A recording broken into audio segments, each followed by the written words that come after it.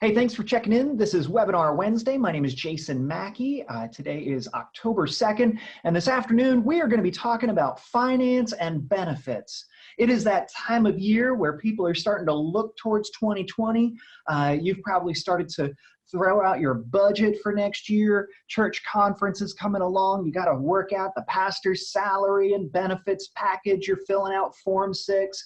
A couple of people have been calling into the conference office asking about shares of ministry for this year. How much are they going to be? We want to know the insurance premiums. We want to know the health insurance premiums. And we're really starting to try to create this plan for how we're going to do ministry in the next fiscal year.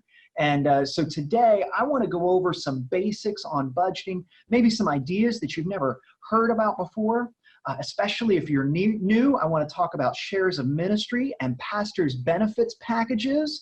And then I want to touch base on a few key things, some things that tend to be overlooked, but they are benefits and they are coverages that we have as a conference we've cared for, and you need to know about them. And so we're going to get started talking about budgeting. And for budgeting, you know, brothers and sisters, we are tempted to think that, especially with a small church budget, that it doesn't need to be complicated, that it doesn't need to be the kind of thing that a corporation ought to have. And yet it could not be further from the truth. You know, every church, large or small, deserves a budget that has a clear line item evaluation. It clearly articulates, where's all your income coming from? Is it from your givers in the plate? Is it from your facility rental agreements? Is it from your flowers and your worship folders being sponsored week in and week out? Where is the money coming in? And then where is it going out? Is it all going into staff salaries? Does that make up 75% of your budget? Or is it the building, as in many cases across our conference, our buildings are our number one expenses? Or is it in some other pocket? You know, how much are you really allocating to student ministries? If you value students, I'm going to imagine a large part, a significant amount of your budget should be in student ministries. But unfortunately, I've been in a number of churches that we operate on checkbook budgeting. We operate the way I wake up in the morning and I look at my wallet and I say, hey, I got 20 bucks. I guess I can eat lunch today. You know, that is not a great plan for the church.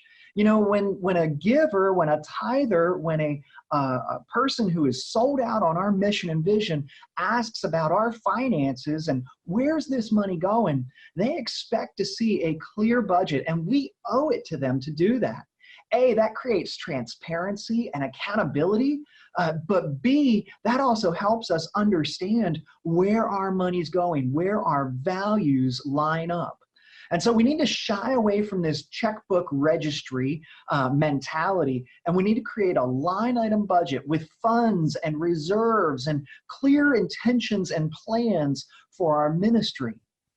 Now, when it comes down to budget hearing times, you know, in some churches, they have all the ministry areas line up with the finance committee and they do a quick interview and, well, looks here like you spent all but $300 last year of your budget and you want $5,000 more? No, I think you're good with last year's number. You know, we look at last year's number as an estimator for next year, and brothers and sisters, I'm not so sure that that's the best way to go. You see, if our budgets, if our churches are going to truly be focused on vision and mission, then we need to create a plan for funding ministry that is vision-driven. This afternoon, I want to give you a resource, maybe one that you've seen before, used before. Maybe it's brand new to you. This is called a plan for funding ministry. This is something I started to use years ago when I was at Crosspoint. Jen Williams had brought this back from a seminar she was at. And a plan for funding ministry asks each and every person, each and every ministry area asking for money from your church budget to tell us exactly what you're going to do with that money. What is the intended project that you hope to accomplish? Maybe it's Vacation Bible School. And what is the desired outcome? Why are you doing this thing? How does this align with our vision priorities? Where's the vision alignment here? Well, Vacation Bible School, because we value children and students and connecting with families. Our desired outcome is that we might bring more families into a relationship with Jesus. What's your timeline? When do you intend to spend this money? Are you going to be spending it all over the year? Is it one lump sum that's needed in June or July? You know, that might be helpful for planning our budget. What other resources are you going to need? Sometimes as we plan a project, we don't always think that, oh, you know, VBS, I might actually need some sound and AV equipment out of the church in order to make this happen. I just assume those are already there. Well, what if the TV needs replaced or the sound system needs upgraded? What resources do you need in order to pull off this project? And then finally, what's it going to cost? Notice we're not asking what did you spend last year, or what are you going to spend, how much did you want to spend last year? We're asking what's it actually going to cost to make this happen? You know, unfortunately in government spending, so often they will budget money that they don't need, right? They will budget money because if they don't budget it, then they might not get it next year. And so we don't want to go that mentality. That is a waste of God's resources. And so when we ask the question, what does it cost? We want to ask, what are you actually going to spend? We don't want to just build fat into the budget. We want to look at the actual expenses of doing ministry, because that's going to be very revelatory. That's going to help us to understand how ministry needs to be done. And so for all of our ministry areas, children's ministry, student ministry, the facilities manager, for even the pastors, their preaching, their other programming, the mission and outreach, every department, worship, fills out this plan for funding ministry.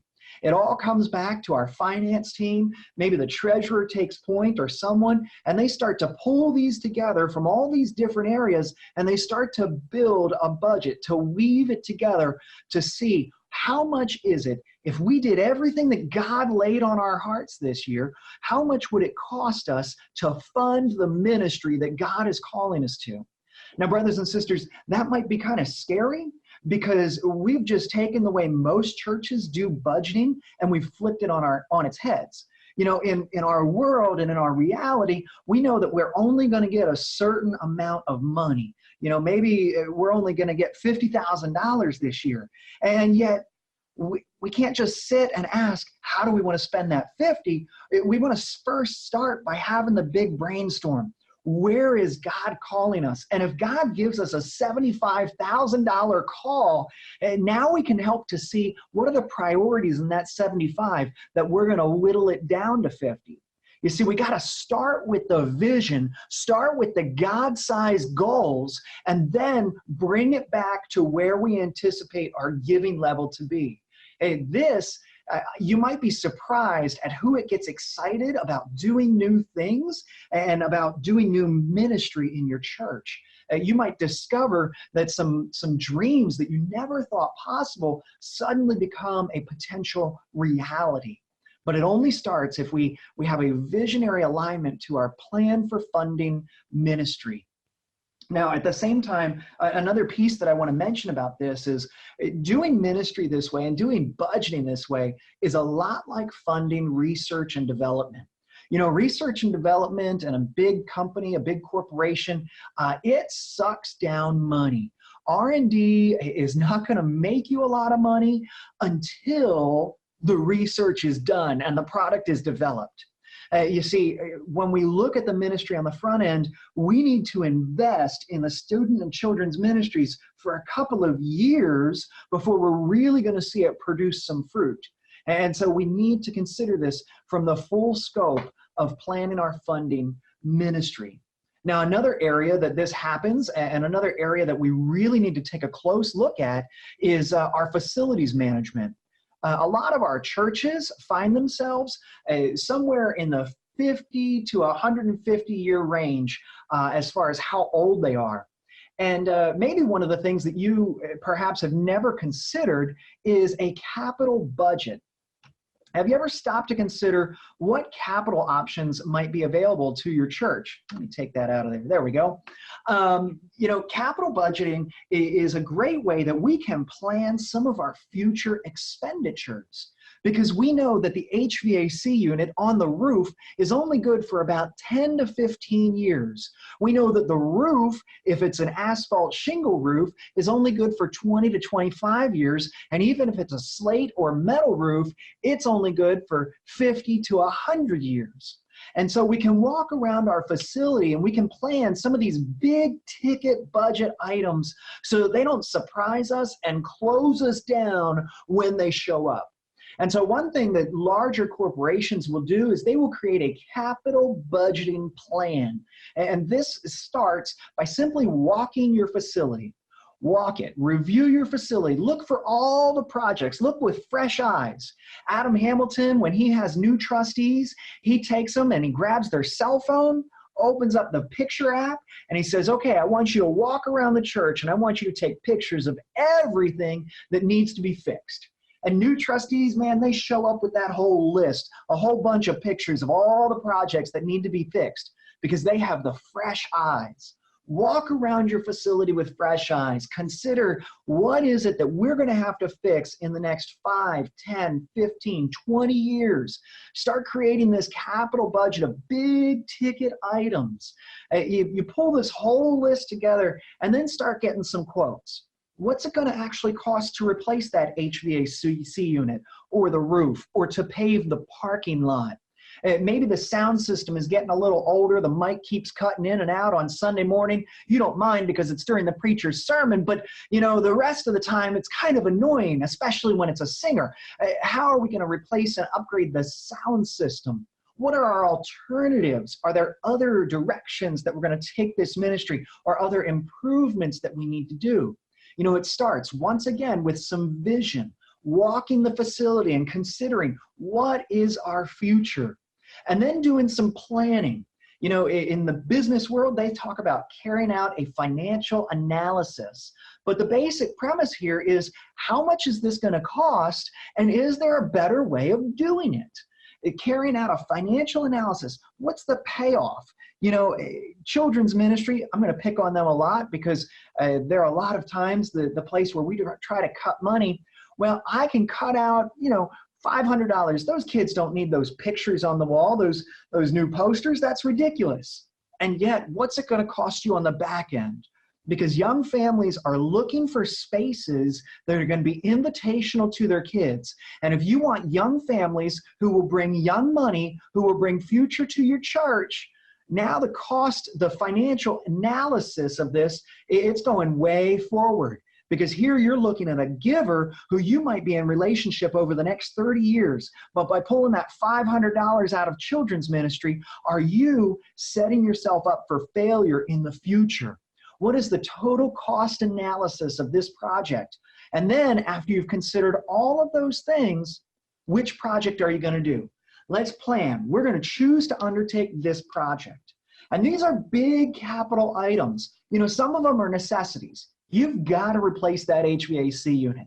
When it goes, and it's going to be hot on a Sunday morning or it's going to be freezing cold. That boiler needs replaced when we hit the polar vortex. And so let's plan this out so that it doesn't show up on us unexpected. Choose the project that you're going to undertake and begin saving. We recently, in my last church, we replaced a boiler one January, quite unexpectedly. It went out. We needed to have a water circulator in the boiler, and it was to the tune of $10,000. Now, praise God, the trustees had that in their reserves. But we could have done some planning ahead to know, this regulator, this circulator, it only lasts for about 10 years. And it's going to be about $10,000 to replace. That's only $1,000 a year. We can budget that. We can put that into our plan for funding ministry to say we're going to place the boiler regulator $1,000 a year over the next 10 years. That's not even $100 a month. But now it's manageable. Determine the monthly amount that you're going to need for that future expense. whether that expense is only 5 years away, 10 years away, 20 years away. Start to look at that and start to save that money. Set it aside in a designated capital improvements fund. It's a savings account, a money market account. It's a checkbook even, something that is set aside apart from your general fund that says this is what this money is intended for. So you've got it for that rainy day. Allocate the funds for future expenses.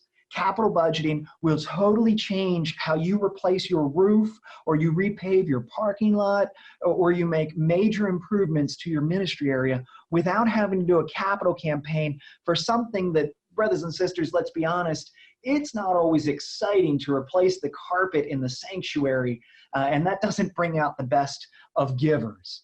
So we're starting to create this budget, this plan for funding ministry. We've got our visionary plan. We've got our capital budgeting going on. But then there's some required items that we need to throw in there every single time. And you've done this before. This should not be new. This is just a review for you. I'm sure you've got your utilities bills in there. What's the electric? What's the sewage? What's the water? All of those expenses. The insurances are on there. What are you paying to the conference for the property and casualty premium? What are you paying for auto insurance if your church has an automobile? What are you paying for all the other required expenses? What are your shares of ministry? Man, is that a big topic that we address every day around here. You know, it seems like every day we're getting a call about shares for ministry. And I want to let you know, Mark Connect, our new treasurer, he is a great guy, and he is working hard to get these shares numbers back out to you as soon as possible. Normally, our shares are available here in September, October. They're going to be a little bit delayed this year, but he is getting close. But where do shares come from, and what exactly are they? Well, you can find some of that information on our conference website. I want to take you over there now. Our conference website has a wonderful page for finances. If you go up here to Finance and Administration, you can click there, and that'll take you into the finance office. Now, in the finance office, you're going to see all sorts of things. There's these local church resource tabs, and under here you see the arrearage policy, Ezra. These are your end-of-year statistical reports. Equitable compensation, financial information for churches, property and casualty insurance. We just talked about that. Shares of ministry. Here we go. Now, if you click on your shares of ministry, you're going to see the formula, the way that we create shares of ministry for year to year. Now, our shares of ministry calculator is right there. There's 2019. How did we come up with it? Well, what we do is we look at the numbers from 2017. You know, our Ezra statistics, Ezra are the end of year stats that you'll submit long about January. This is going to tell us how many people did you have coming to worship, how many were involved in Sunday school classes and small groups and in missions. But there's also some financial information in there too. We ask about your budget. We ask about how much you spent on missions and on daycares and nursery schools. We use this information for all sorts of different calculations, and one of those is shares of ministry. Now let's see, I'm going to pick a church. I'm not even sure which church this is. 5130, it's out here. Oh, that's going to be Camp Hill. You can see Camp Hill. This is one of our larger churches in the conference, and you can see how their shares were calculated here. You looked at the 2017 expenses, what they paid the pastor, the associates, all of the different expenses here. It all adds up to the total 2017 Ezra expenses. Here we go, 1.3 million. Now, Camp Hill is a great illustration because they also have a daycare and a preschool. Their daycare expenses, your daycare expenses and preschool expenses are excluded from shares. And so we give you a credit for these different expenses so that they are removed. And so the adjusted expense, the total adjusted expense of, the total adjusted expense for Camp Hill without the daycare is 1.137 million, right? 1,137,000.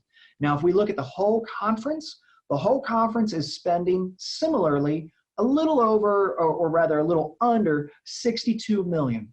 And so we try to consider what is that church's share of that total $61 million. And this particular church's share, Camp Hill's share, is about 1.84% when you divide those two out. And so what are their shares of ministry? You see the shares that are listed as due. Now, they're broken down into different areas so that they can see exactly how much they have to pay. But I want to point out down here, the increase and the decrease. 15.5% increase is what it was calculated at. Now, there's a note here at the bottom that your shares are limited to a 20% increase and a 20% decrease over the prior year. So what does that mean? Well, let's say that your church experienced a major decrease in spending. Let's say your pastor went from full-time to half-time. You no longer have health insurance expenses or parsonage expenses. Your budget dropped 40%, right? Because that was most of the pastor. What our shares of ministry limiters says is that your shares are not going to go down any more than 20% per year. That's the bottom that it's going to go down. Now, that is meant to prevent huge fluctuations in shares, so that on the other side of things, if you had a particularly expensive year, let's say your budget spiked, you added a new staff person, you decided to do something new in ministry, we're going to make sure that your share doesn't go up any more than 20%. And so we put these limiters on it to make sure that it's not too much one way or the other. And so the shares are limited. So you can go on the conference website. These are the 2019 shares of ministry. I encourage you to type in your church's PIN number and find out, what does it cost? What are the actual expenses of your shares of ministry? They're right there on the website that you can start calculating those out. Those should be out in the coming weeks so that you have a better idea as to exactly what your shares are. Now, I want to stress just one more time before I leave the website, your end of year statistics, your Ezra statistics are so vitally important that they are accurate. Accurate so that we get a clear shares of ministry report, but also accurate so that we are clearly able to calculate this for all of the churches across the conference. So shares of ministry is going to be a required item in your church budget. But what's another required item in your budget? Well, it's probably going to be your pastor's salary. Your pastor would be pretty bummed if you didn't see their salary as a required item. And so perhaps you or your staff parish relations team has become familiar with Form 6. Recently, I had somebody tell me that filling out a Form 6 is like trying to fill out a 1040 without directions. It can feel a little complicated, but with some practice, we get pretty good at filling these out, and they do make some sense. Now, understand that across the conference, there are 840 churches, there are 7 districts, and pastors could be a DS hire, a CLM, a licensed local, an ordained deacon or elder. They can be quarter-time, half-time, three-quarter-time, full-time. They can have a parsonage, a housing allowance. They could have retirement or a different retirement arrangement. They could have health insurance or other arrangements. They could have a medical reimbursement account. And so this Form 6 is designed with the intent of trying to get all of those different scenarios onto one form. If you've never filled this out, I want to encourage you. Again, you can go over to the conference website. I'm going to take you back there just here real quick. You can go to the conference website under the Resources tab, Charge Conference, and you see all of the Charge Conference forms here. Here's the instructions for the pastor's worksheet. You can download those instructions. You can save them. And then when you open them up, let's see where they open here. I'll bring them into your attention. Here we go. You see all of the instructions are listed there as to how to fill this form out, and line by line exactly what is going into each amount. But let's slide over to this one, and we're going to walk through this Form 6 together. So in the beginning, you're going to fill out some basic information. What church are we talking about? What district? Who's the chair, the contact? Who's the pastor that we're talking about? And how many years of service? Now, we have an organization, a committee on the conference known as Equitable Compensation. Equitable compensation determines that based on years of service, this is how much a pastor should make. This is how much they should earn. Now, it's really hard, across the conference to consider, regardless of your ministry setting, this is a fair wage for a pastor. And so they try to balance out what can churches afford, but also what do pastors need to earn in order to continue in ministry. So that is based on their years of service. And then you're asked on line 4 here to set their appointment level, quarter time, half time, 3/4, or full time. And all of your numbers down below are going to be based on this amount. Then we get into health insurance, $14,700. We're going to come back to that in a minute. And then we get to the Social Security offset. The pastors are considered from an IRS perspective to be employees of the local church, but for tax purposes, they are self-employed.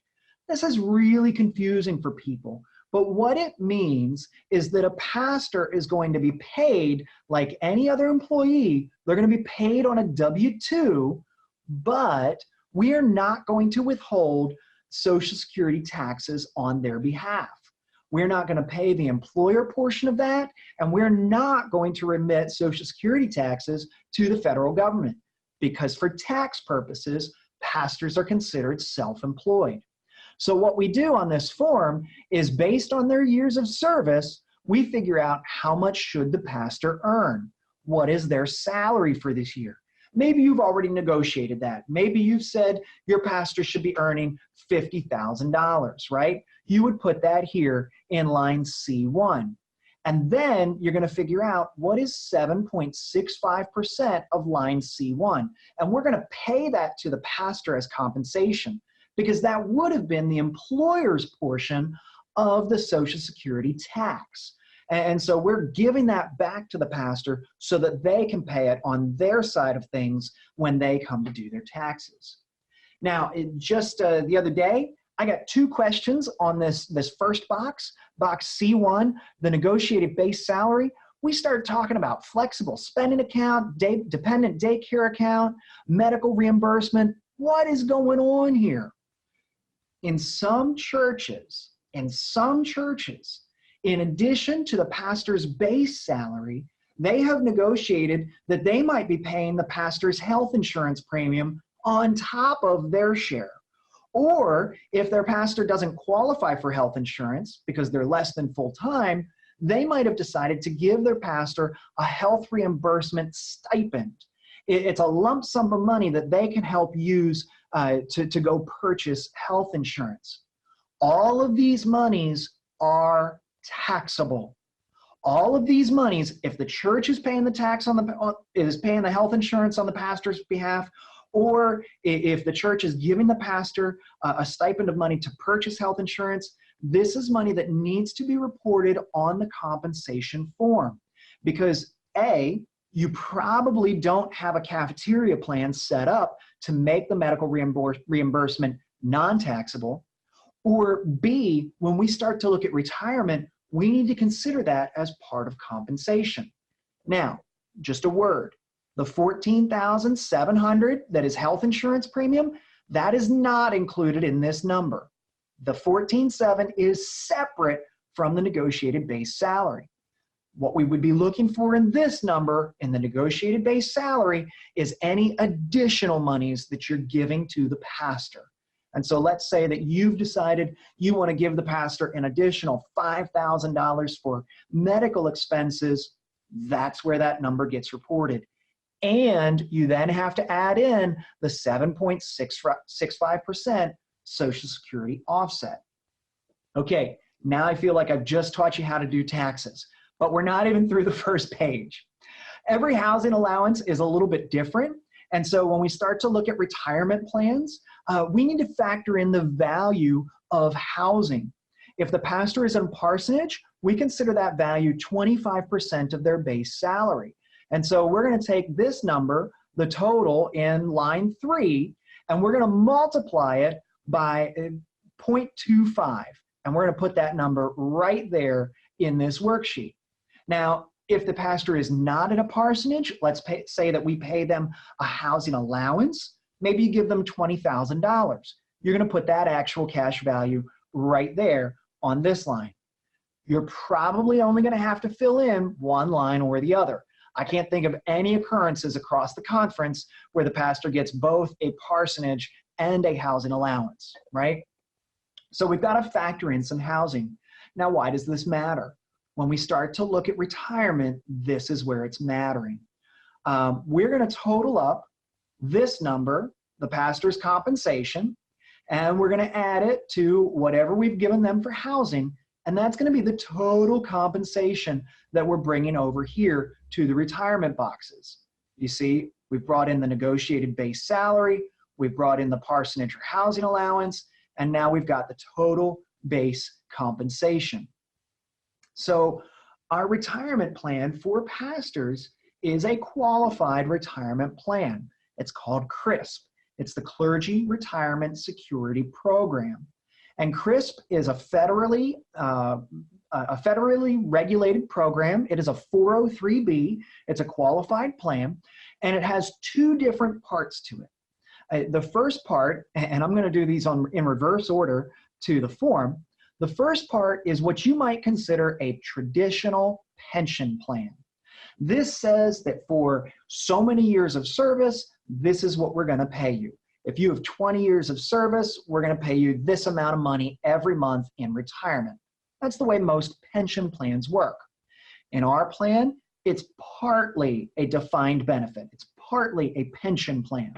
And so we ask the local churches, if it's a full-time appointment, $5,750 is what you need to give towards that retirement portion.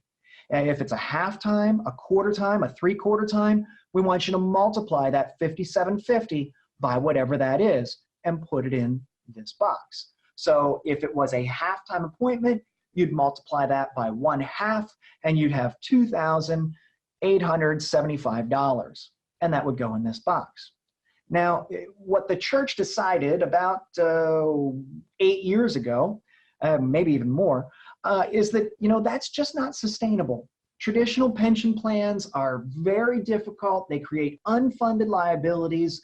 You've got to pay for them indefinitely into the future. And so they wanted to come up with a plan where we could be sure that we're setting money aside directly for the pastor's use. And they decided that they would come up with a defined contribution. What exactly are we going to give the pastor that the pastor then has total control over in retirement? This defined contribution, we determined that the church needs to pay 3% of the pastor's total compensation. And so back up here, these numbers, when we add the negotiated base salary along with the housing amount, whether it's a parsonage or a housing allowance, when we add all that together, we need to find out what is 3% of that number. And that goes in this box, box E4, that 3% number. We add these two together, and that then becomes the total amount that the local church is responsible for the retirement portion. So let's say that a pastor is making $50,000 after the Social Security offset. They've got another $20,000 in housing allowance. And so that brings their total compensation to $70,000. $70,000 by the 0.03, that is 3%. That's going to be $2,100 that we're going to enter into the defined contribution line, plus the $5,750, because it's a full-time pastor, in the defined benefit line. And that brings you out to a total amount due of $7,850 per year. And you'll get that from the benefits officer. You'll get that bill on a monthly basis. If that sounded really complicated, really confusing, don't stress. It's okay.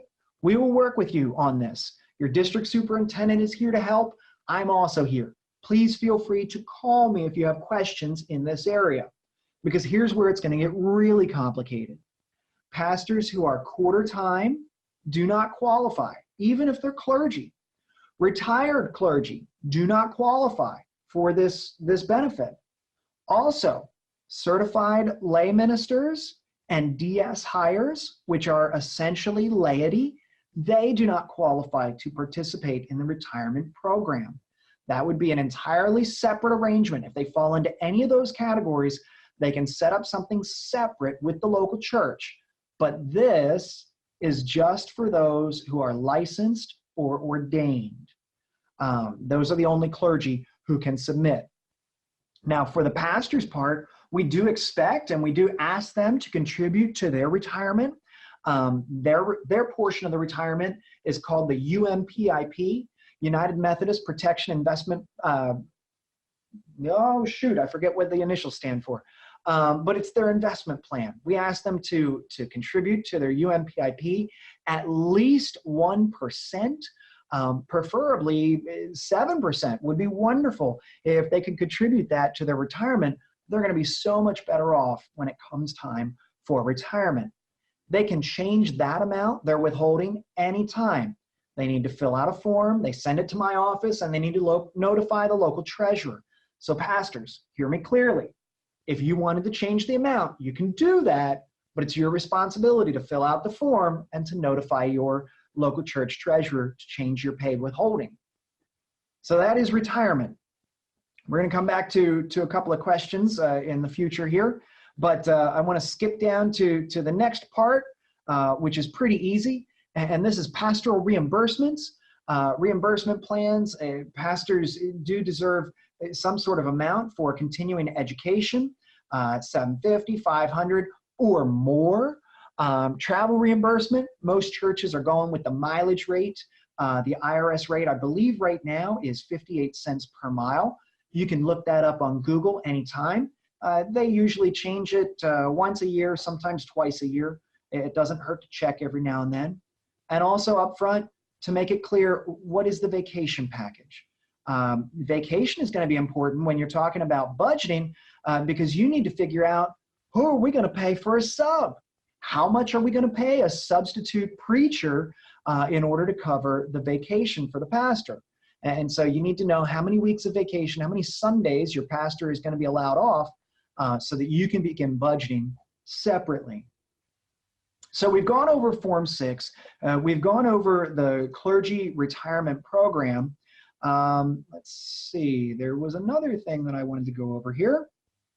The next thing that we should talk about is health insurance. Our health plans for next year are starting to come out. We're starting to get a really good look as to what those are going to be, how much they're going to be worth. And so let's slide over here for a moment. Here we go. And let's talk about health insurance for 2020. The local church, because we want to make sure that every local church is treated the same. We want to make sure that you all charge the same for health benefits. We have what is known as a composite premium for health insurance. This means that whether your pastor is single, married, or has a family, we charge the local churches all the same. That way, no one church says, hey, I want a single pastor because they're cheaper. Or, I don't want this pastor. He's got a family. We can't afford them. We want to share the expenses connectionally. We are connected. And so we charge the churches a composite premium of $14,700. Basically, what the Board of Pensions did is they said, what is our total health insurance bill? How many churches do we have participating? They divided it out evenly. So it's $14,700. Now from there, the pastors are then asked to go ahead and go shopping for their health insurance. And there's 6 different plans that they can choose from. There are HSAs, health savings account plans, HRA, health reimbursement arrangement plans, and the B1000 or PPO, preferred provider option plans. Now with these plans, you can see that there's different deductibles, there's different co-pays, there's different amounts that we set aside in an employee contributed health account. And the pastor really needs to take a look at what is my personal situation? What are my health insurance needs? We provide them all sorts of tools to begin sorting through this. And they really need to consider, which plan is going to be the most effective, and the most important for me. Because once the pastor chooses a plan, then we give them a premium credit. Now, what does that mean? Well, for 2020, we have said that, pastors, whether they are single, married, or have a family, we need to give them an appropriate credit to go shopping for that insurance.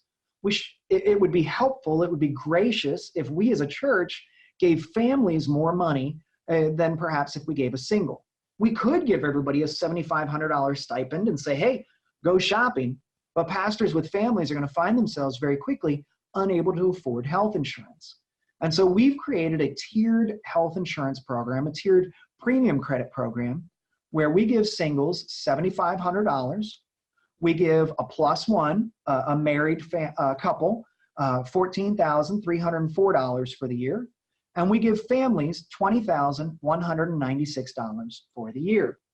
Now, this is called a premium credit because we knock it off what they need to pay for health insurance. Because unfortunately, the $14,700 that the churches give for health insurance doesn't fully cover the cost of the plan. And so we break it down and we ask the pastors then to shop for their plans.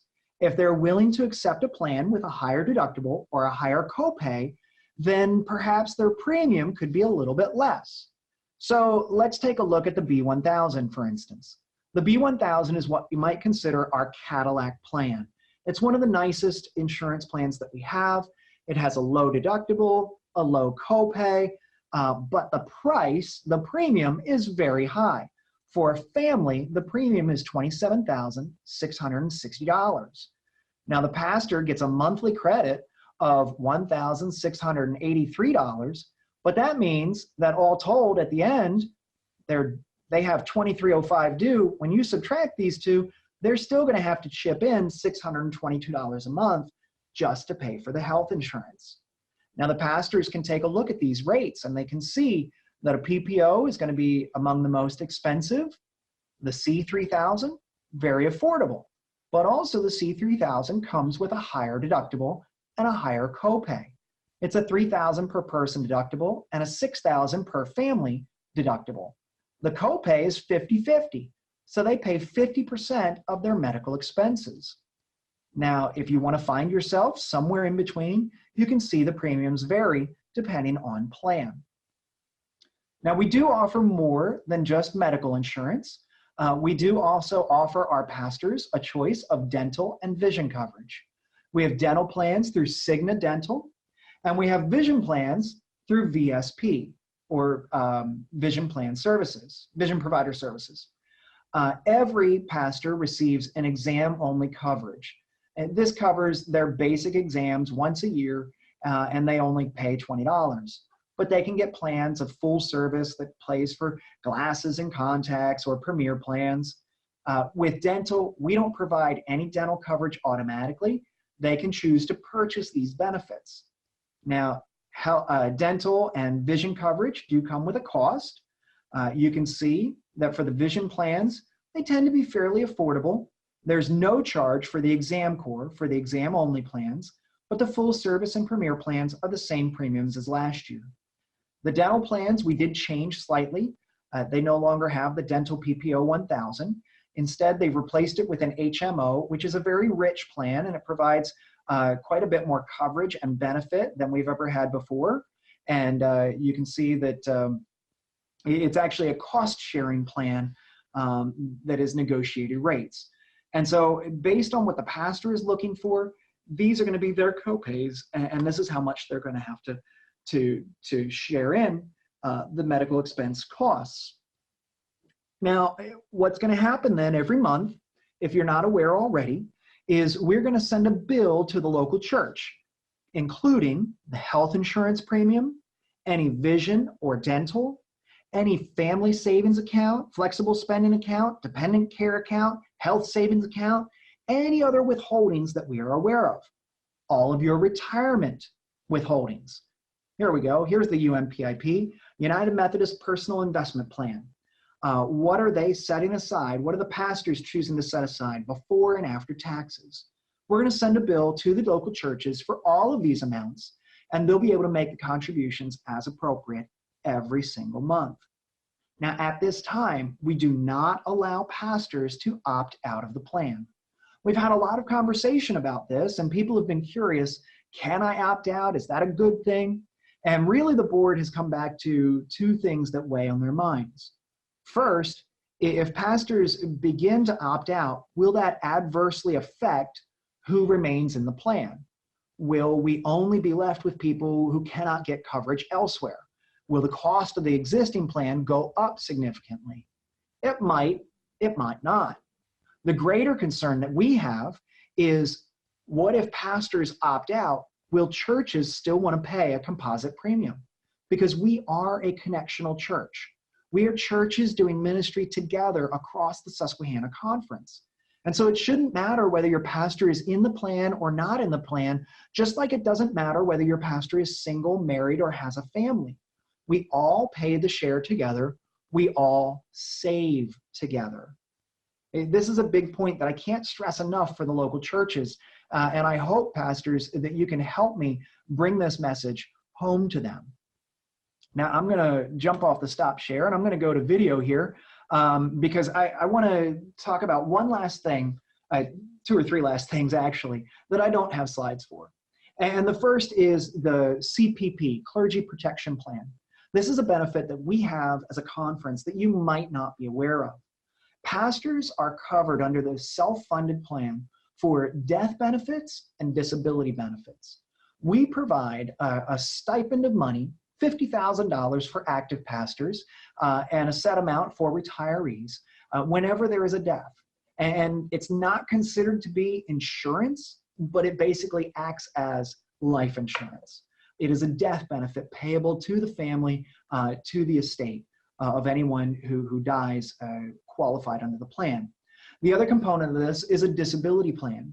We have from time to time had pastors who have had to go out on disability, whether it was a serious medical or mental health condition. It really does not matter. The disability plan is administered by Liberty. I believe now they're Lincoln Financial. And they make sure that they care for our pastors to be sure that they have something if they cannot work, if they cannot continue serving the local church. Now, this CPP benefit is not free. It's billed out to all of the local conferences at 3% of the pastor's salary. As a conference, we don't pass this premium directly along to the local churches because it covers every church and it also covers some retirees. And so what we do is this premium is cared for in shares of ministry. And it is the CPP plan. It's a large piece of our conference budget. It's about $750,000 a year. And over the past few years, we've been able to save considerably on this because Westpath has shared with us a holiday over the past 2 or 3 years.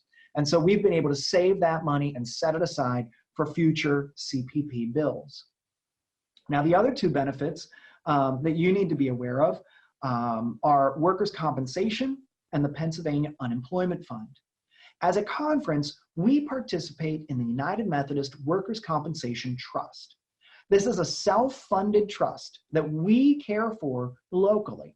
We are members along with some other United Methodist organizations, and we pay into this trust a little under $500,000 a year. And this pays for all of the workers' compensation insurance across the conference. This pays for daycares and nursery school workers. This pays for church workers, secretaries and office managers, worship leaders, pastors, church custodians. Everyone who works for our local churches is covered under the plan.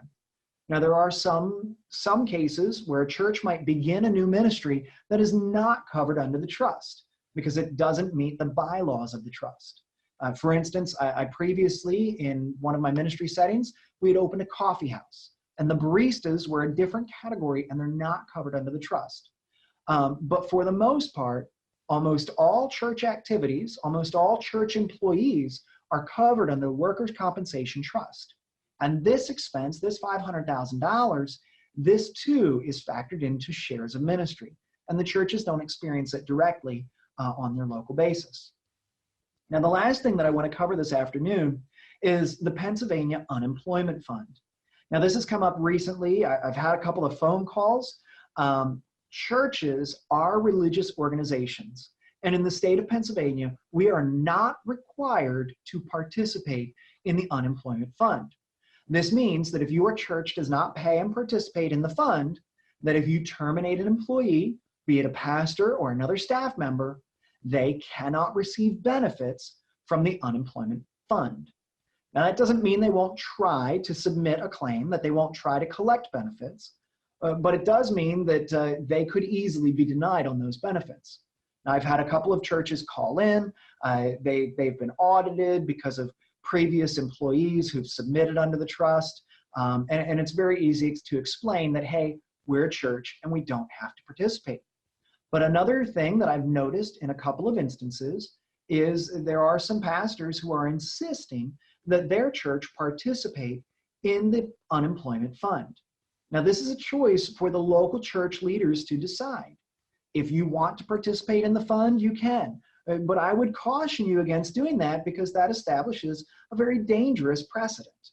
I would suggest that perhaps your church could establish a P&P policy, some kind of employment policy, that if you have to terminate an employee, you give a set amount of severance.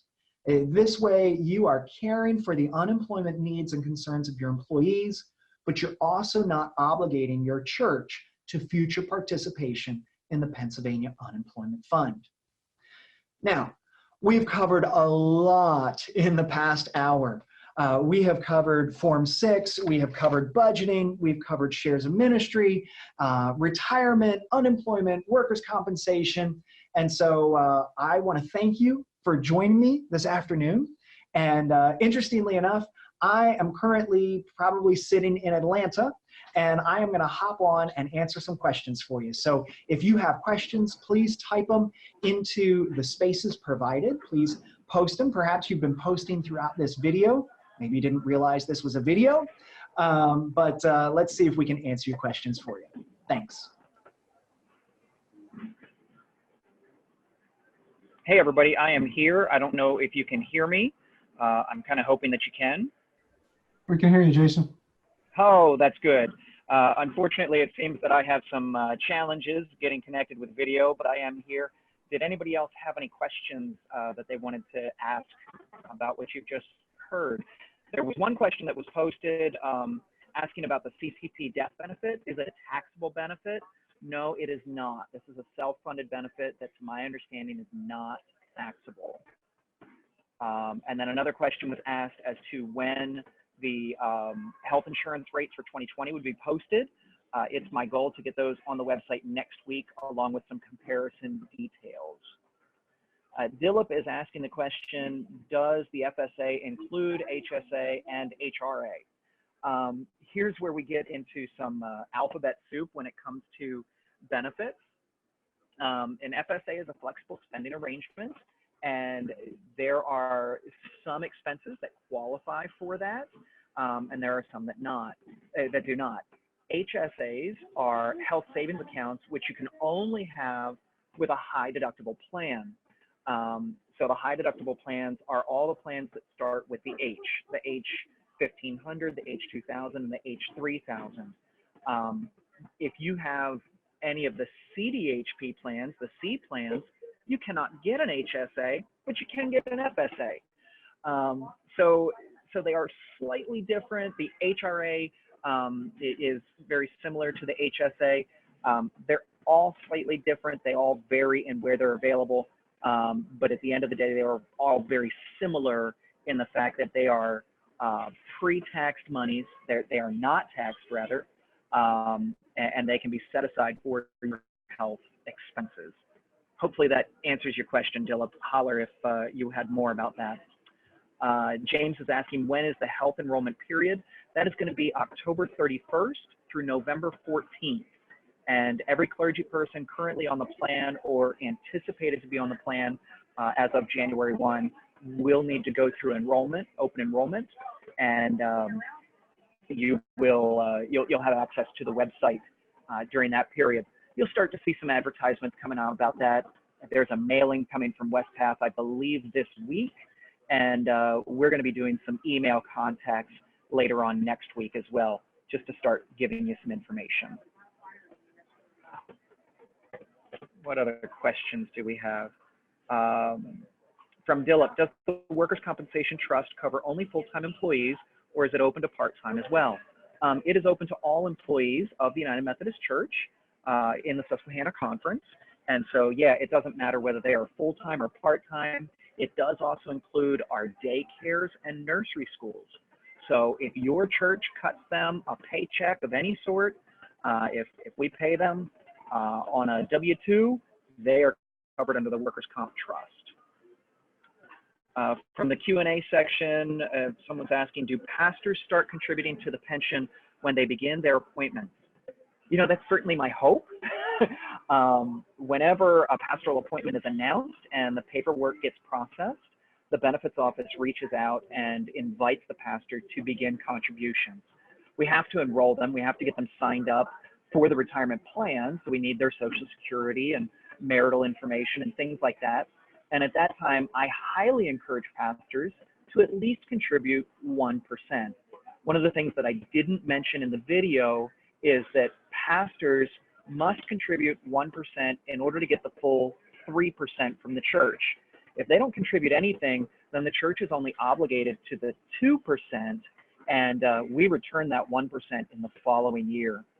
It is our goal every year that pastors will increase their retirement contributions. And personally, I'm setting an internal goal of about 5%, 6% across the connection. That is really wonderful, and that's preparing our pastors well for retirement. And so we're going to reach out and see if pastors are willing to contribute with us. I like somebody responding, yes, you should. It helps them. So thank you. We're hoping to do that. A question from Daniel about calculating shares. Where do you find your church ID number? So in Ezra, there is a church PIN that is used, and that PIN number is different from your GCFNA number. We've recently identified that we have a lot of different identification numbers circulating around. So there is one that is for Ezra. Hopefully, if you're in a new appointment, your predecessor has left that with the office manager or given that directly to you. We certainly can provide that for login purposes to get you connected. If you're referring to the Safe Sanctuaries email that came out yesterday, that is your GCFNA number, which is your church's identification number to the general church. And that number is slightly separate, slightly different. We don't want to publish that publicly because that gives you some access to tax information from GCFNA. But if you'd like to contact our office, we'll be glad to share that number with you. I think I saw another comment on the chat side. Yeah, it was the same question from Daniel. You guys are asking good questions. I had a feeling the finance section would have questions.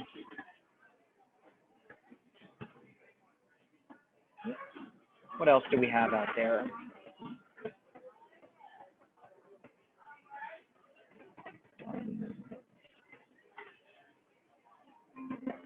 Is Mark on this call? I don't think he is. I am. Okay, oh, you are, Mark. Was there anything that you wanted to share? Anything maybe that I missed? I think my office has gotten a few calls, and we touched on like when a shares in ministry going to be calculated. So from a process perspective, I need to take my calculations to CFNA for approval. And there's a CFNA meeting next week, and it's my expectation that I will take those calculations to the CFNA, and hopefully they will approve them at that meeting, and then they will be distributed out to the churches. So just from a timing perspective, I know some folks were wondering, you know, when are we going to get those? So that's really the timeline that we're under at this point. Should that change, we'll reach out and let everybody know when they should anticipate them. But I'm through the preliminary calculations, and I think I'm product to share with the team, and if there's no suggestions, changes, we'll get them out to you pretty quickly next week. Very cool. And Mark, were you planning snail mail or email on that? There's, that goes back to the big, great debate of in the Book of Discipline, do you have to send them to the pastor? And so I think I need to get resolution, and I will get that from CFNA. Let them be the arbiter of how would they like them to go out, and let them decide. Whatever the decision is, that's what we'll do. Very cool. Thank you. Two other questions popped in while you were talking there. One from Dilip about vacation. Are there guidelines? Cabinet has released guidelines that, and it is found on Form 6, that full-time clergy should receive 4 weeks of vacation, including 4 Sundays, and half-time clergy should receive 2 weeks of vacation, including 2 Sundays. There is also time outlined in the Book of Discipline for spiritual formation and continuing education. And so you'll want to check those passages out. I believe it provides 2 weeks. But at the end of the day, this is a negotiation with your local church and or with your district superintendent. So, if there comes a time that you need a sabbatical, that is coordinated with your district superintendent. If your church wants to offer you more vacation instead of more pay, maybe that's something that you could entertain. So there are options there. James is asking, when you bill for healthcare, is that a separate bill or part of the monthly shares? So that is, it's actually the only bill. We don't actually send out a bill for shares of ministry. We, at the beginning of the year, send you the amounts that are due over the course of the total year, but then those payments are remitted monthly by your treasurer on their own. We just send statements every so often to let you know how much has been remitted. On the health side of things, we send a monthly bill about the 15th of the month that includes health insurance premiums, HSA, FSA, DCA contribution amounts. It also includes retirement contributions, and of course the church's obligations on all of those. So that bill comes out about the 15th of the month, and it itemizes all of those different benefits on there. From Jennifer, do we earn CEU for this webinar? If so, how do we get credit? Yes, Jennifer, we are issuing CEUs. My assistant, Amy Wynn, is keeping track of everybody who's been attending the webinars over these past, 16 weeks. And when they're all said and done, she's going to total them up and issue certificates to everyone who has participated. Dilip is making mention, I was hired quarter-time by a church a few years ago, and I think later the bishop made it an appointment. How do I find out if this should be factored in on the pastoral compensation calculations? You can call my office, Dilip, and I can search in the benefits access portal with WestPath what your years of service are. And that's for anyone. At any time, we can see what your years of service are in WestPath, and that is how you should base your numbers for the minimum salary guidelines. Now, to be clear, for all clergy, you are responsible, and this is WestPath, and this is the conference's perspective, you are responsible for making sure that our documents are correct. And so every year when the journal comes out and it has the appointment report listed in there and it shows where pastors are serving and how long they've been there, that is what all of the retirement benefits are based on, and that is the legal document. So if that is not correct, please, please, please check that and get in touch with the conference secretary, who is Cindy Weaver, and she'll be glad to make the necessary corrections. We want to make sure that you are given the retirement that you have earned.